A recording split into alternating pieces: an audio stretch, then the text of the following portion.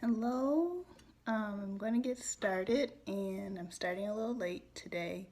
I was on the phone. I've been trying to plan some things because my birthday is coming up on Saturday. I should know when that is. My birthday is coming up on Saturday, and so I've been trying to get some last minute details and everything going regarding that. And so, if you are a replay viewer, thank you for tuning in. Thanks for watching. And this is my Sunday school scope as promised.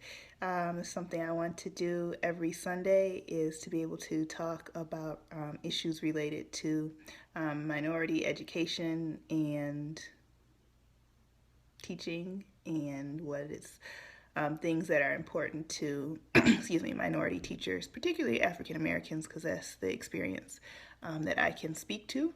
And my name is Kelly. You can call me Kel. So I'm going to go ahead and get started, and hopefully people will join in. This is so weird. Okay, so I'm going to start by talking about some work by Dr. John Agbu.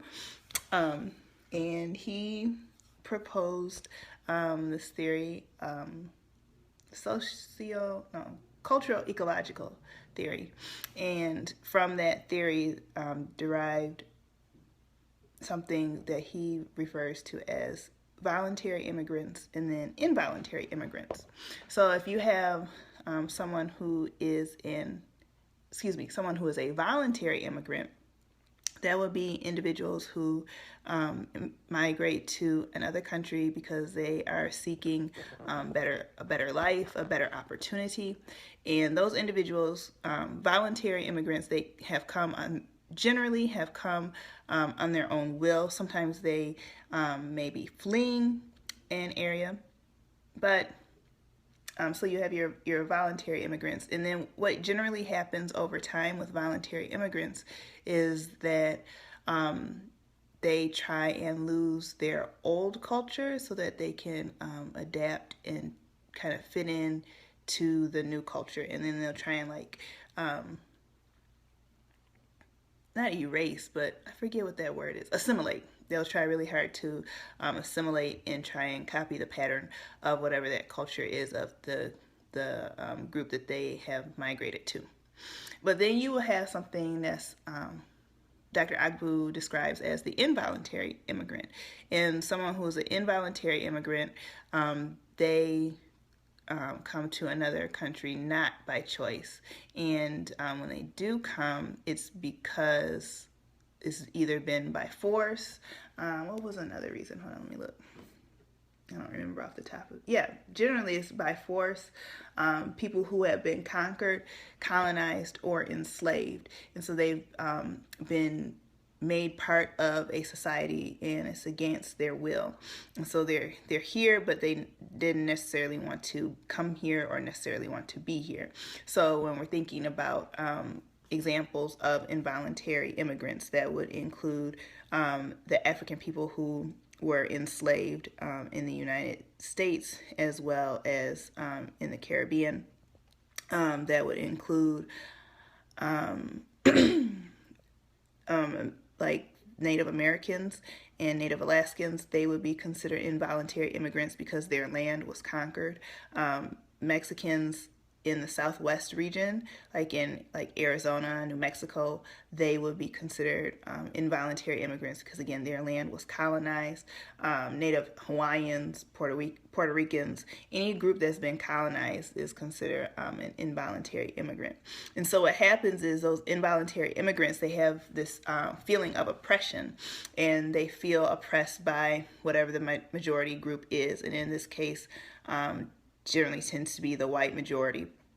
And so what happens is that sense of oppression and that sense of hopelessness gets passed on from generation to generation to generation. So even now, like, slavery happened hundreds of years ago, but we as African Americans, I would still be considered an immigrant. According to Dr. Agbu, I would be considered an involuntary immigrant because of the lineage that I come from. And what happens is that mindset, that oppressed mindset, often gets passed down from generation to generation. And so the people in that group continue to see themselves as oppressed, and continue to see continue to have a sense of hopelessness, unfortunately. And so from there, I'm going through my notes because I want to make sure I cover everything. So from there, tying that, so how does that tie into teaching and education? And so something that has interested me is I often feel like as an African American, like even if I like talk correctly and like get education and dress a certain way, like I'm still always going to be black. Like I can't, that's something about myself that I cannot change, and I don't want to change. It is something I want to be recognized for, but I feel like that's one thing, that's never going to be able to change about me. I think there are so many different identities that somebody can have, and they can be masked, but I feel like race is an identity that cannot be masked. And so with that, that's kind of how I stumbled upon this. It was a conversation that we had that I brought up one day in my grad school classes, and somebody said, "Oh, you should, research about involuntary immigrants." So I did a lot of research and reading about it on my own time. And so from there, it's just like once you read about it, then you begin to see that in the classroom, the way that it plays out. And so a lot of times African American students will feel oppressed, and it's not always like oh, you are oppressing me type of thing. Like it's not always very blatant, but just again, that mindset gets passed down and carried on. And so from there, that oftentimes leads to performing low in school. So Agbu and I believe Simons was the other person that researched with him. And they were the first ones to talk about acting white, and so how oftentimes doing well in school is attributed to white students. And so sometimes African American students will purposely underperform because they don't want to have anything to do with the oppressor. So it's not necessarily that they don't have the skill set, is that that's their form of resistance against the system and against the oppressor. And then also in terms of involuntary immigrants in the school system, there was a couple other things I wanted to hit on. I had my little notes out so that I would be ready. Oh, that was one thing that I thought was interesting too. Like, okay, so if indeed African Americans are involuntary immigrants, right? So I'm an ESL teacher, and so that means that I teach English as a second language, and I instruct. I'm sorry, I'm getting a text message. I instruct teachers. I instruct students who are brand new to the United States. They've been here for 2 years or less. And so, I'm sorry, this is so distracting. I'm trying to do this Periscope and my screen keeps like flashing because one of my friends is texting me. But, Lord Jesus, be offense.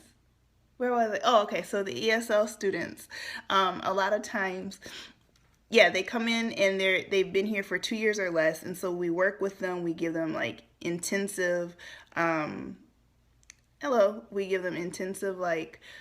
training so that they can be able to learn English very well, and they get a lot of aid and a lot of assistance. And so because they're considered bilingual. And so when we're looking at African American students or other oppressed groups as involuntary immigrants, my argument has been that they too should receive special services. And I think a lot of times in the American school system, African American kids, because I believe they do learn differently because our culture is different than the mainstream culture, often just get placed in special ed, and sometimes, a lot of times, there's not anything really wrong with them. It's just that the teacher hasn't learned how to teach them correctly. And so I really feel passionate and really strongly about, if instead of looking at African American children as like a problem or they're so different, what if we saw them from the lens of these are involuntary immigrants, and what can we do to assist them to help them have a better schooling experience? And there was a couple other things that Dr. Agbu talked about that I wanted to hit on.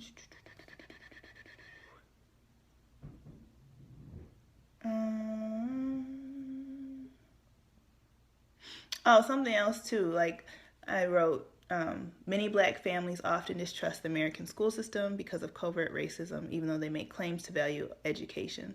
So sometimes and that's part of the cultural ecological theory, is that the outside environment influences the child as they go to school. And so if the culture is distrustful of the system as a whole, then when it comes time to be schooled, then there's distrust that happens as well, which counteracts valuing education. So then it gets perceived by white teachers that they don't value education, or that the community does not value education, which is not true. There was one other thing I pulled it up earlier because I have tons of papers that I've written about this because I'm really passionate about it. I'm trying to find where it is though. I don't know. But that's pretty much all that I had about that. And I'm not sure what topic I'd like to talk about next week. But definitely please join me somewhere between 7 and 8 o'clock on Sunday nights. Okay, have a great evening and have a great week. See you soon. Bye-bye.